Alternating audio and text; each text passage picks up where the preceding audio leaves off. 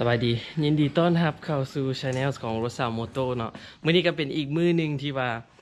เฮาสิไปลอง Mitsubishi Triton All New นะ All New Mitsubishi Triton ปี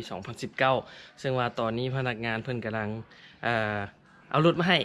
ฮอดบ้านพนักงานกำลังมาแล้วกำลังขี่เข้าหอมมาเย็บ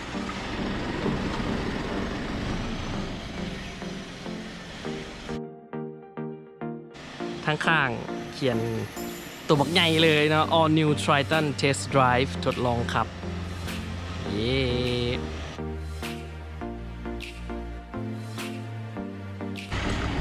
โอเคตอนนี้รถมาฮอดแล้วเดี๋ยวเราไปลองเลยสวัสดีพนักงานสบายดีขอบใจหลายๆเด้อที่เอารถมาให้ลองเนาะมีน้องนักสาวขึ้นมานะบอกโอ้มีมาอีกมี3คนเนาะมี3คนมาหาผู้เดียวมี3คนนะสบายดีน้องกันไปเลยโอเคตอนนี้มาอยู่ในรถแล้วเนาะสิฝากน้องพนักงานเพิ่นจับกล้องเด้อบิวต่อไปสิเป็นยังไงกันแล้วพวงมาลัยหนักครับความรู้สึกมันคือนิ่มบ่ง่ายเนาะแม่นิ่มเลยคารินมันนิ่มอยู่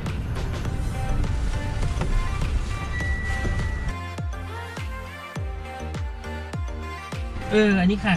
มักเสียงไฟเลี้ยวมันเว้ยเงียบดีเขาตั้งค่าได้ตัวนี้เขาตั้งค่าได้ปิดได้เปิดได้เลย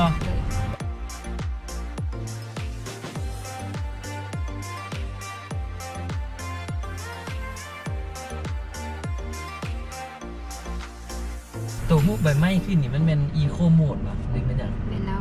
โหมดประหยัดพลังงานเลยโอเคยูศูนย์เขามีจักรออปชั่นสำหรับชายตันจะมียู3แบบตัวนี้จะเป็นออโต้เนาะออโต้โฟวินกับตัวโฟวินแล้วก็ตัว4.2ขับเคลื่อน2ล้อกับตัวธรรมดาตัวนี้คือตัวธรรมดาแล้วราคาดิต่างกันหลายไปไหนต่างหลายเกินประมาณตัวนี้นี่48,900ตัวนี้คือตัวท็อปแล้วมันบอก48,900ตัวนี้ตัวท็อปแล้วตัวออโต้โฟวินเด็กตัวนี้เป็นออโต้โฟวิน48,900แล้วตัวกระปุกโฟวิน43,900โอ้ลิงกัน5,000แล้วตัวถึกสุดแม่37,900ถ้าห้องโดยสารเงียบดีขนาดตัวนี้เป็นจักอันนั้นเป็นบอกกระส่วนบอกไม่หลักกระส่วนแต่กระส่วนเนี่ยโคตรเงียบเลยเขาเป็นซีโร่แล้วลองกดคันเร่งแล้วนิ่งเลยแม่เลยมันถึงทางเป็นลุกเป็นโดนแต่มันก็บ่เต็มแบบมันก็บ่ได้ตึ้งยิงแหงที่สำคัญห้องโดยสารโคตรมากเลยนุ่มมันมิดเนี่ยดีมาก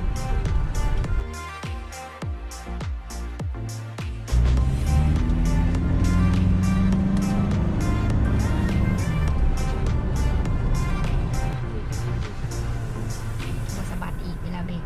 แม่พวกเข้าใจเป็นอย่างตัวดอกอันนี้มันคือ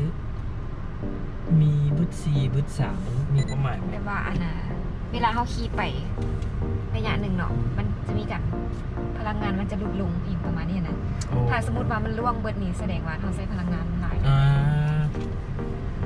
มันจะมีเตือนถ้ายังสีเขียวยังอยู่ในอันนั้นอยู่ถ้าสมมติเป็นใบไม้แห้งแสดงว่านั่นแหละโอเคแห้งกันไปละสิวะโอเคสิมาลองมือว่าเปิด4x4เนาะแล้วเปิดคันเร่งแห้งสิเป็นจังไดใช้ตัน60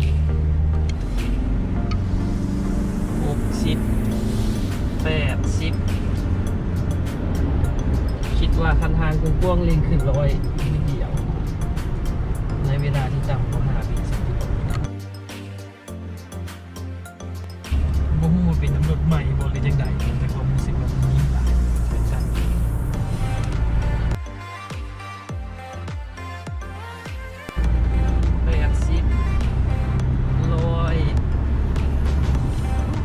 ยังบ่มีอาการเลย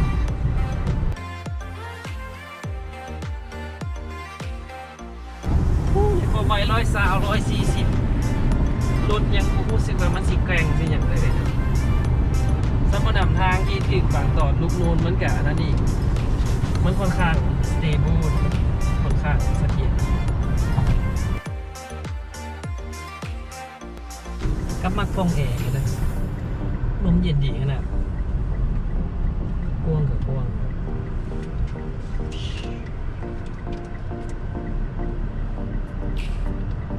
แต่ตัวหนึ่งที่สำคัญเลยก็คือเวลาเข้าโค้งตัวนี้วงเลี้ยวจะแคบ ตัวนี้อ่ะ นั่นแหละ สำหรับรุ่น ซับ นี้ ปาจิโร่เลยโดยว งเลี้ยวรุ่นนี้มันจะแคบ นั่นแหละก็คือบางรุ่นเนาะบางเทื่อโค้งโมบิดต้องได้กลับ เนี่ย หน่อยไหม เป็นได้เนาะโอเค 5.9 เมตร ความยาว 5 เมตร.9เลยอันวงเลี้ยว โอ้เลี้ยวแล้วเมื่อกี้เกิดหักยังพันสุดจำได้ฮะยังบูสุดซ้ำยังบูจับตึกเติมโอเคกลับเข้ามาฮอดศูนย์แล้วตอนนี้บ่จอดข้างนี้บ่ตอนนี้มาฮอดศูนย์มิตซูแล้วนะบางคนอาจจะถามว่าเป็นอย่างคือบ่อยู่รีวิวกับคันนั้นที่จริงเขามีอีกคันหนึ่งที่ว่ามีออปชั่นแต่งไงนะมันก็เลยว่าอยากไปรีวิวตัวคันที่มีออปชั่นแต่งหรือว่าบางคนที่ซื้อรถปุ๊บอยากแต่งพร้อมเลยอยากจะเข้าไปเบิ่งข้างในขอบใจเด้อคันนี้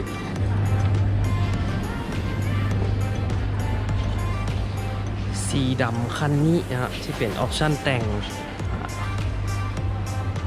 สังเกตจากล้อ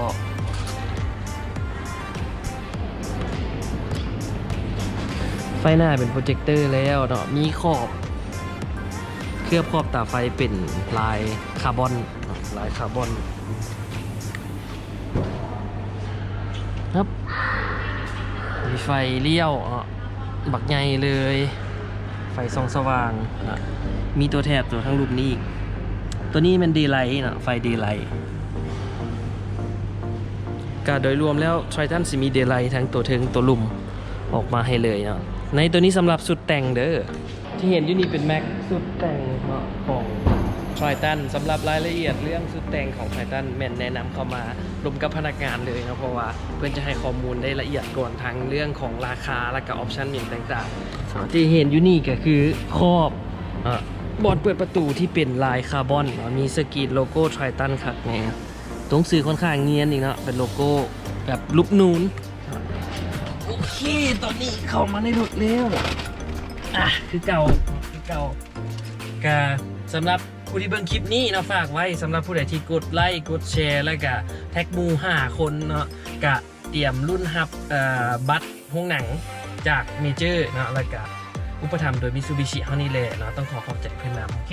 เดี๋ยวเขาสิซุ่มมาฮับผู้โชคดีน้ำหลังเนาะกาแบบเก่าเขาสิมาเริ่มคลิปจากซ้ายมือเนาะตัวนี้ก็เป็นปุ่มปรับแวนปกติเนาะมีล็อกแวนด้านนี้ก็สิมีพวกปรับแวนซ้ายขวาเปิดปิดเนาะ start stop engine กันสไลด์ด้านลุ่มสิอันนี้น่าจะได้เห็นแสงดีกว่าตัวนี้ก็จะเป็นพวกถังน้ำมันส่วนตัวนี้ที่เห็นอยู่เป็นไฮไลท์อีกอย่างหนึ่งก็คือปรับไฟหน้าปรับไฟหน้า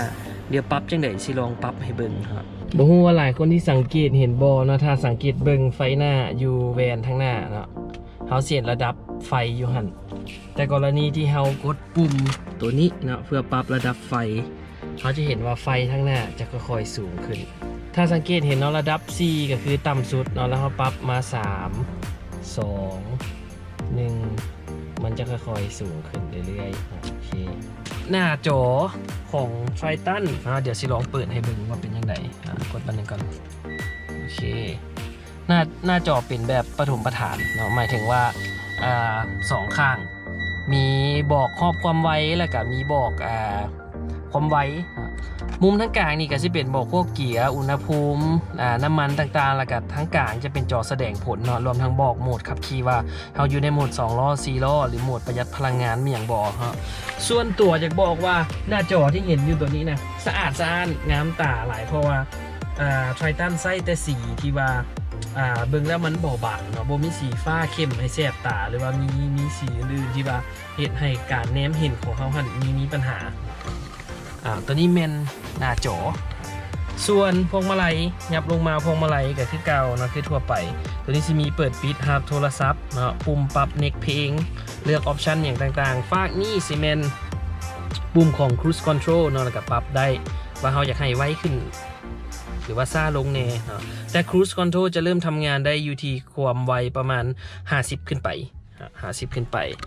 ส่วนหน้าจอตัวนี้แมนได้ลองสัมผัสมาแล้วเนาะบอกเลยว่าส่วนตัวบอกเลยว่ามันค่อนข้างไวได้กดปุ๊บย้ายเลยมันจะโมเมนแบบเขากดตึ๊บละข้างแล้วจังเปลี่ยนเนาะก็คือกดแล้วไปเลยปุ่มอ้อมข้างก็จะเป็นปุ่มธรรมดาของการใช้งานนาฟังก์ชันหน้าจอก็มีพวกปุ่มมาเลือกมีเดียเซตติ้งพวกวอลลุ่มเสียงยับลงมาก็เป็นพวกปรับอุณหภูมิสองข้างสามารถปรับได้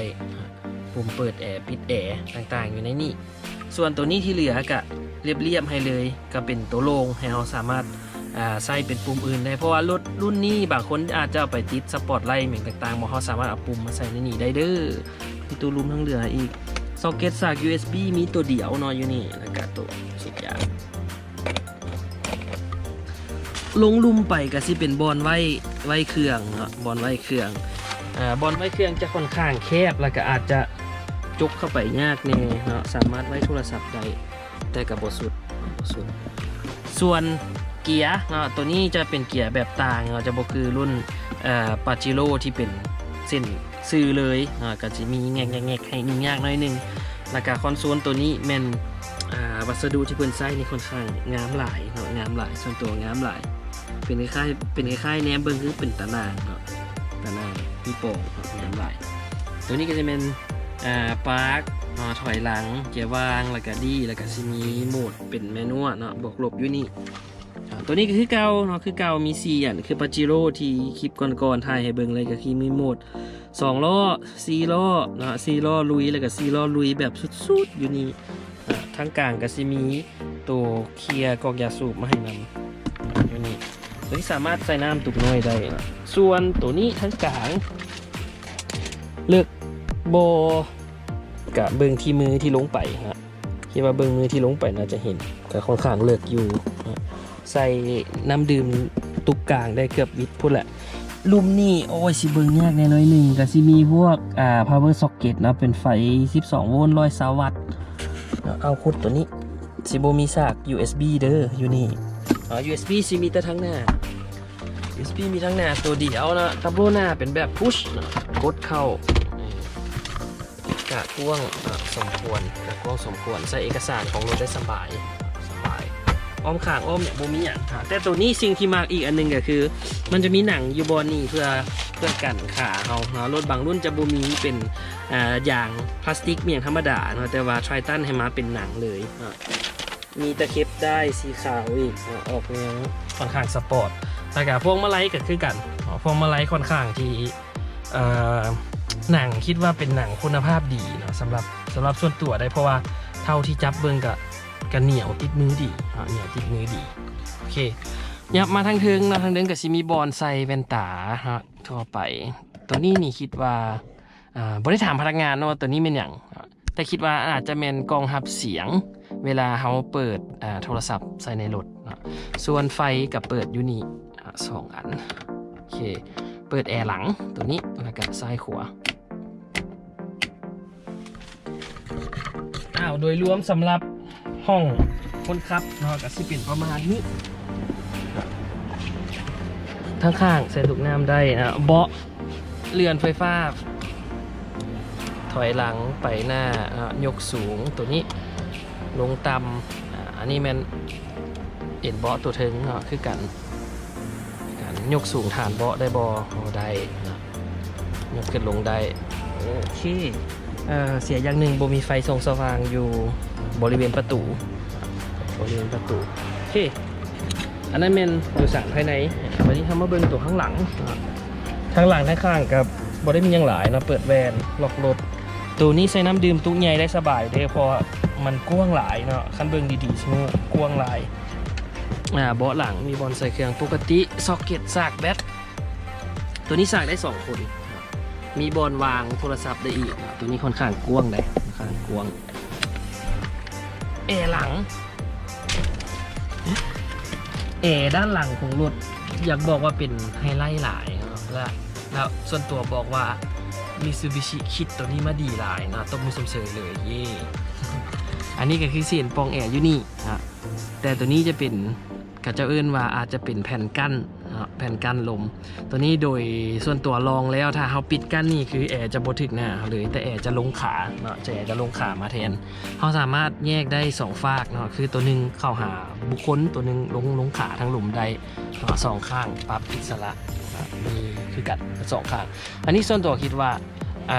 มิซูคือตัวนี้มาดีหลายครับเพราะว่าบางครั้งเขาอยู่ทางหลังเขาไปให้แอร์ทางเสนาคือบ่ให้มันหนาวหลายแต่เขาอยากให้ขาของเขาเย็นเนาะเพื่อลดอุณหภูมิเขากะตัวนี้ก็ช่วยได้เป็นอย่างดีเลยไฟ2ข้างคือเก่ามีเปิดตูปิดตูแล้วก็สามารถปรับแอร์ได้อยู่นี่เนาะเสียวแฮงคอยก็ได้ปุ่มออฟออนอยู่นี่ส่วนการลดเบาะนะก็ง่ายๆมีปลั๊กตัวนี้อยู่นี่โมเมนต์ปลั๊กมันเสียกดึงเนาะเวลาดึงปุ๊บก็สามารถเอ็นเบาะได้เบิดแล้วก็อุปกรณ์จะเป็นสำหรับรถเจ้าอยู่ทั้งหลังได้พื้นที่ตัวนี้ค่อนข้างกว้างถ้าผู้ใดที่มีกับกระแจหรือว่าสุดบล็อกสุดกระแจสามารถบรรจุไว้ในนี่ได้คือกันเอาไว้นี่ได้คือกันก็ถือว่าโอเคได้มีกระลิกมาให้อีกโอเค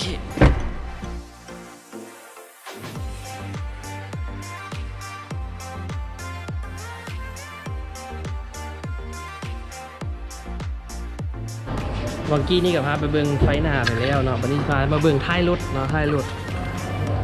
คันเฮาแนมจากด้านข้างเนาะค่อนข้างกว้างตัวกระบะจะอยากค่อนข้างสูงเนาะแต่ว่าตัวพื้นตัวนี้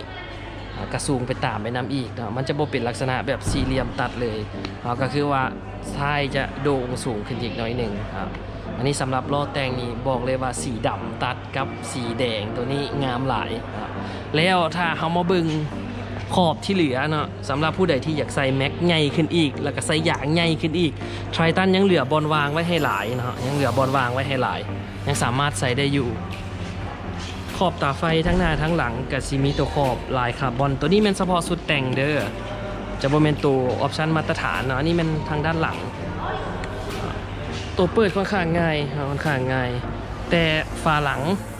เนื่องจากว่าถ้าเบิ่งจากขนาดเนาะฝาหลังค่อนข้างใหญ่ซะน้ำหนักจะค่อนข้างหลายแน่กะผู้ที่นำไส้ก็ควรจะระวังเนาะระวังเรื่องตัวนี้สำหรับผู้หญิงอาจจะมีปัญหาแต่ผู้ชายคิดว่าอาจจะโอเคอาจจะมีปัญหาเนาะแล้วก็ตัวนี้สิติดมาน้ำรถให้นะมี4ด้าน1 2 3 4โอเคโดยรวมสำหรับ Mitsubishi Triton กับซีมีประมาณนี้เนาะคือว่าเข้ามาได้ครับสำหรับผู้ใดที่อยากทดลองขับรถแบบโยคือมือนี้กะแน่นอนว่าโทรหาพนักงานไปเลยโทรหาเลยรถเพราะว่าเพื่อนสิจองคิวให้นัดคิวให้นัดโมงนัดเวลาแล้วเพื่อนเอารถไปให้ฮอดบ้านเลยแต่ว่ามี UC ตัวเมืองเท่านั้นเดิมมีจันทบุรีนาไซเศรษฐาสีโคตรบองและอีกตัวหนึ่งบนแน่ใจว่าเป็นอย่างบนแน่ใจว่าเป็นสายธานีนะเพื่อนบอกว่าสายธานีโอเคถ้าผู้ใดที่อยู่ในซีตัวเมืองนี่ก็ลองติดต่อหาพนักงานเบิ่งเนาะกรณีที่เขาอยากได้รถไปลองอยู่บ้านเลยเนาะบ่มีเวลาออกมาเดี๋ยวพนักงานเพิ่นจัดให้สำหรับคลิปนี้ก็คือเก่าเนาะขอบใจทางศูนย์Mitsubishi Moto Lào ที่ว่าให้โอกาสดีๆได้ทางลองขับรถแล้วก็ได้มารีวิวให้ผู้ชมหลายๆท่านได้รับชมกันเนาะอาจจะเสียดายหน่อยนึงที่เขาบ่ได้ลงไปทางวิบากมีอย่างเพราะว่าเพิ่นยังบ่มีโปรแกรมตัวนี้เทื่อเนาะถ้าอนาคตเพิ่นมีก็เฮาก็สิเฮ็ดคลิปมาฝากอีกโอเคสำหรับผู้ใดที่เบิ่งคลิปนี้ก็ขอบใจน้ำหลายๆเด้อที่กดไลค์กดแชร์คลิปนี้อย่าลืมอีกอย่างหนึ่งกดแชร์คลิปแท็กมูอีก5คนเพื่อรุ่นเอาบัตรปีหนังของเมเจอร์เนาะเขาสิแจกให้5ท่านละ5บัตรฟังคักๆได้ท่านละ5บัตรในคลิปนี้ก็ติดตามกันในคลิปหน้าว่าเขาสิไปรถค่ายใดต่อสิเป็นรถจักรหรือรถใหญ่เนาะก็ฝากติดตามกันเด้อโอเคขอบใจหลายเจอกันคลิปหน้าบ๊ายบาย